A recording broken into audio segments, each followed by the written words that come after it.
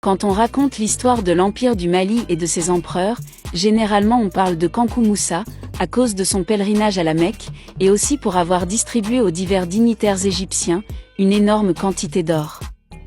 Mais connaissez-vous l'histoire de Soundiata Keïta, le fondateur de l'Empire du Mali? Soundiata Keïta. Également connu sous le nom de Sogolon Diatta Keïta, il est né le 20 août 1190 à Niani dans le royaume du Mandin. Soundiata était le seul rescapé des 12 fils du roi du petit royaume mandin du Mali, tué par Soumoro Kanté, souverain du Sosso. Ce dernier laissa uniquement la vie sauve au petit Soundiata car celui-ci était paralytique, donc ne lui inspirant aucune crainte ou inquiétude. Le jour de ses 7 ans, le jeune Soundiata ne pouvant plus d'être la risée de la cour, plia une barre de fer pour en faire un arc et acquit une force étonnante.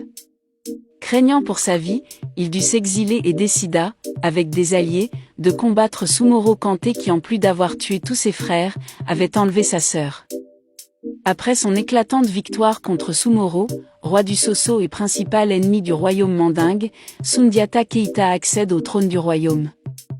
Une fois au pouvoir, il voit les choses en grand en voulant rééditer le passé du grand empire du Ghana. Pour cela, il réunit tous les chefs des royaumes voisins dans le but de constituer l'Empire du Mali qui allait être le deuxième État fédéral de l'Afrique occidentale en plein Moyen-Âge. Si dans l'Empire du Ghana l'empereur portait le titre de Tunka, au Mali, Soundiata et son entourage choisissent celui de Mansa. Ce qui veut dire roi des rois en langue malinké ou mandingue.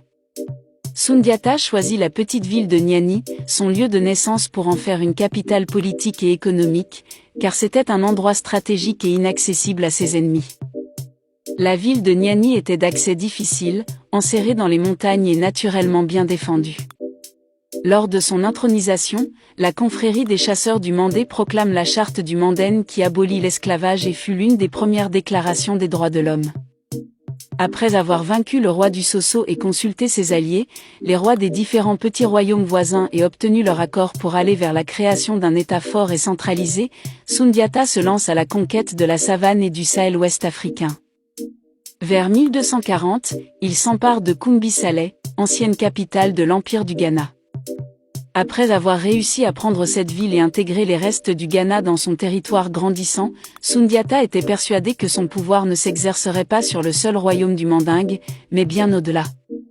Il prit alors le titre de Mansa, roi des rois, autrement dit empereur du Mali.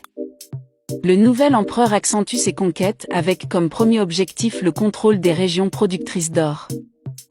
Il envoie ainsi ses lieutenants conquérir le Bambouk, première région aurifère de l'ancien empire du Ghana. Une mission qu'il réussit sans grande difficulté. Avec ses brillants généraux, dont Tiramagan Traoré et Fakoli Koroma, Soundiata Keïta soumet presque tous les royaumes anciennement contrôlés par le Ghana. Il envoie le premier vers l'ouest, notamment dans le Djolof pour combattre le roi Djolofine Mansa qui avait arrêté une caravane de commerçants envoyés par Soundiata Keïta pour acheter des chevaux. Après avoir vaincu le roi du Djolof, Tiramagan Traoré fait des batailles en Sénégambie et fait la conquête de la Casamance et du haut pays de l'actuelle Guinée-Bissau, le Kabou. Tiramagan Traoré est considéré par les Mandankas de l'Ouest comme le fondateur de nombreux royaumes dont le plus important a été le royaume du Kabou. Quant à Fakoli Koroma, il soumet les régions sud et conquiert également les régions du haut fleuve Sénégal. Le roi de Diagan ou Diafounou et celui de Kita, alliés de Soumoro Kanté ont été battus par Soundiata Keïta en personne. Après ses conquêtes territoriales, il rétablit l'unité du Soudan occidental. Ces conquêtes ont été poursuivies plus tard par son fils Mansaoulé et ses généraux qui ont annexé Gao dans l'est de l'actuel Mali et le royaume de Tekrour sur la moyenne vallée du fleuve Sénégal. En plus d'être un homme courageux, un stratège, un fédérateur qui a réussi à convaincre les royaumes voisins de la nécessité de s'unir, Soundiata Keïta est aussi présenté comme un grand administrateur qui a développé le commerce, l'exploitation de l'or et des cultures nouvelles.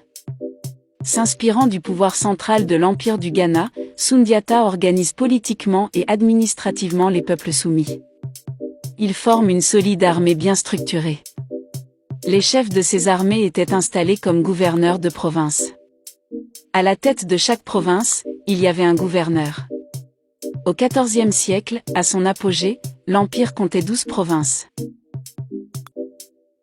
Même s'il a conquis et fait la guerre à certains rois voisins pour lui permettre de créer un vaste empire fort, Sundiata n'est pas décrit par la tradition orale ni les sources écrites comme un tyran, ou un roi cruel comme Sumoro Kanté.